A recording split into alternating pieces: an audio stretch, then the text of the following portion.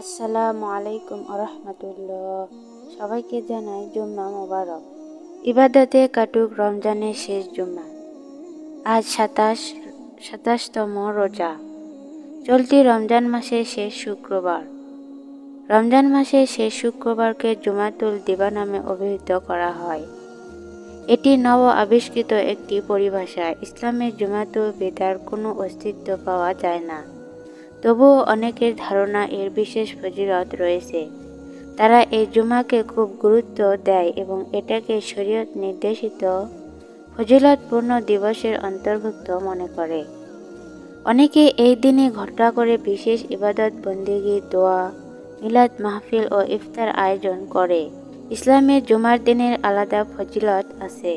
কোরআনে এই দিনের ইবাদতকে অত্যন্ত গুরুত্ববহ হিসাবে উল্লেখ করা হয়েছে। হাদিসে বলা হয়েছে আনন্দ ও ইবাদতের দিন। সুতরাং অন্যান্য দিনের তুলনায় জুমার দিনের গুরুত্ব ও ফজিলত বেশি। আর রমজানের জুমার দিনগুলো আরও বেশি গুরুত্বপূর্ণ ফজিলতময়। এক রমজানে ৪ থেকে ৫টি জুমাবার পাওয়া যায়। ফজিলত ও গুরুত্বের দিক থেকে রমজানের প্রথম ও দ্বিতীয় জুমাবারের যে মর্যাদা, সেই একই মর্যাদা জুমাতুল বিদা বা শেষ জুমাবারের। তাই কোনো দিবস নির্ধারণে না গিয়ে রমজানের এই জুমাবারে আমরা সবাই ইবাদত বন্দেগীতে নিয়োজিত থাকি। এটাই কল্যাণকর। রমজানের শেষ জুমাবারকে বিশেষ দিবস হিসেবে নির্ধারিত করে তাতে বিশেষ কিছু করা বিদায়াতের অন্তর্ভুক্ত।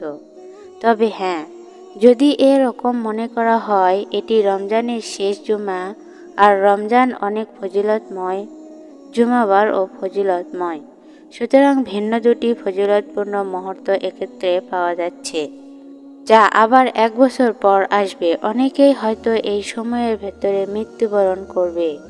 তারা এমন ফজিলতপূর্ণ মুহূর্ত আর পাবে না।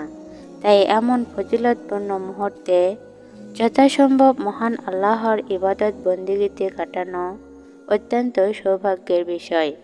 যদি কোনো দিবস নির্ধারণে না গিয়ে এমন চিন্তাভাবনা থাকে, ইবাদতে মশগুল হওয়া যায়, তাহলে তা যথার্থ হবে। হযরত রাসূলুল্লাহ সাল্লাল্লাহু আলাইহি ওয়াসাল্লাম রমজানের শেষ ১০ দিনকে আলাদা গুরুত্ব দিতেন।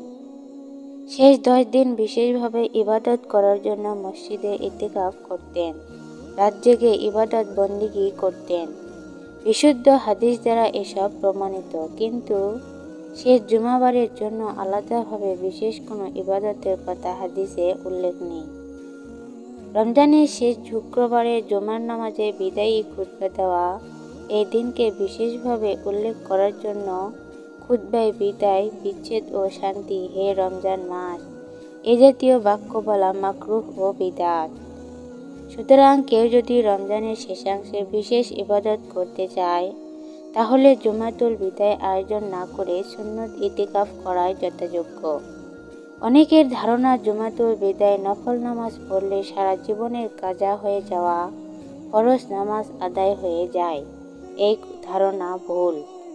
কারো জিম্মায় যে পরিমাণ ফরজ নামাজ কাজা হয়ে গেছে, সে পরিমাণ ফরজ নামাজের কাজা আদায় না করলে তার জিম্মায় তা রয়ে যাবে। এই একদিনের নফল দ্বারা সারা জীবনের কাজা হয়ে যাওয়া ফরজ নামাজ আদায় হবে না। রমজানের অন্যান্য জুমার তুলনায় শেষ জুমাকে বেশি মর্যাদাপূর্ণ মনে করা এবং অন্যান্য জুমাবারের তুলনায় শেষ জুমাবারে বেশি সওয়াব লাভের আশায় ইবাদতে মশগুল হওয়া ঠিক নয়।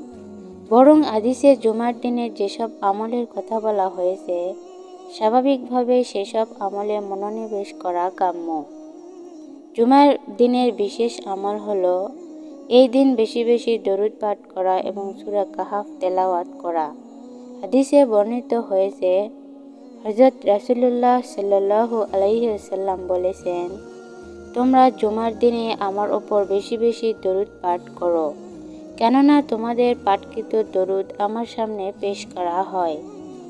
হযরত রাসূলুল্লাহ সাল্লাল্লাহু আলাইহি ওয়াসাল্লাম আরও বলেন, যে ব্যক্তি জুমার দিন সূরা কাহাফ তেলাওয়াত করবে, এটি তার জন্য 2 জুমার মধ্যবর্তী সময়কে নূর দ্বারা আলোকিত করে দেবে। জুমার আজানের সঙ্গে সঙ্গে খুব দ্রুত মসজিদে চলে আসা কাম্য। এ বিষয়ে আল্লাহ তাআলা পবিত্র কোরআনে বলেন, হে ঈমানদারগণ, জুমার দিন যখন নামাজের জন্য আহ্বান করা হয় তখন তোমরা আল্লাহর স্মরণে ধাবিত হও এবং ক্রয় বিক্রয় ত্যাগ করো, এটাই তোমাদের জন্য শ্রেয় যদি তোমরা উপলব্ধি করো। রমজান মাসে ইফতারের ক্ষণিক পূর্ব মুহূর্ত থেকে ইফতার পর্যন্ত সময়টুকুতে দোয়া কবুল হয়। আবার জুমার দিনও আসরের পর থেকে সূর্যাস্ত পর্যন্ত সময়টুকু স্বতন্ত্রভাবে দোয়া কবুল হওয়ার বিশেষ মুহূর্ত হিসাবে গণ্য। সুতরাং যখন দোয়া কবুল হওয়ার ভিন্ন দুটি বিশেষ মুহূর্ত একত্র হবে, আশা করা যায় তখন দোয়া আরও দ্রুত ও ব্যাপক হারে কবুল হবে। তাই এই মুহূর্তে তওবা, ইস্তেগফার ও দরুদ পাঠ করে মহান আল্লাহকে বেশি বেশি স্মরণ এবং আল্লাহর কাছে দোয়া করা কর্তব্য। রমজান মাসে শুক্রবার আসরের পর থেকে সূর্যাস্ত পর্যন্ত সময়টুকুকে প্রতিটি মুসলমানের বিশেষভাবে গুরুত্ব দেওয়া উচিত। এই সময়টুকু মহান আল্লাহর কাছে কল্যাণের দোয়া ও ক্ষমা প্রার্থনা করে কাটানো উচিত, কেননা এ সময়ে দোয়া কবুলের নিশ্চয়তা রয়েছে। সারা বছর মানুষের অনেক প্রত্যাশা অপূর্ণ থেকে যায়। সবার প্রত্যাশা পূরণে রমজানের শুক্রবার সন্ধ্যা ইবাদত ও প্রার্থনায় কাটুক। আমিন।